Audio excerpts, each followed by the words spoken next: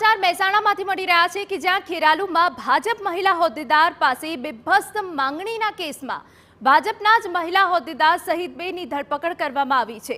જી હા, મહિલા મોરચાના જયશ્રી દરજીના કહેવાથી શૈલેષ મોદીએ ફોન કર્યો હતો।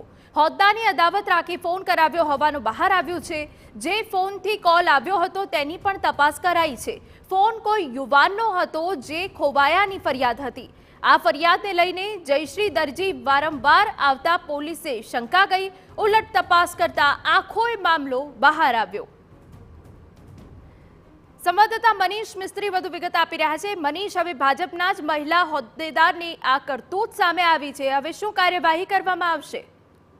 જી આ સમગ્ર મામલો જોતા પ્રથમ દ્રષ્ટિએ તો ભાજપમાં જ એક હોદ્દાની રામાયણમાં આ સમગ્ર મામલો થયો છે, જેમાં ફરિયાદ નોંધાઈ છે, જેની અંદર ભાજપની જે એક મહિલા હોદ્દેદારનું નામ ખુલ્યું છે અને એક અન્ય પુરુષનું નામ ખુલતા બંનેની ધરપકડ કરવામાં આવી છે। સમગ્ર મામલો એ છે કે ચૂંટણી પહેલાનો કે જે દરમિયાન જે એક મહિલા પર અજાણ્યા શખ્સનો ફોન આવ્યો હતો, એની પર બીભત્સ માગણી કરવામાં આવી હતી અને એવી લાલચ આપવામાં આવી હતી કે જો પોતાની સાથે એ સંબંધ બાંધશે કે શારીરિક સંબંધ બાંધશે તો એને જિલ્લા પ્રમુખ પણ બનાવી દેશે।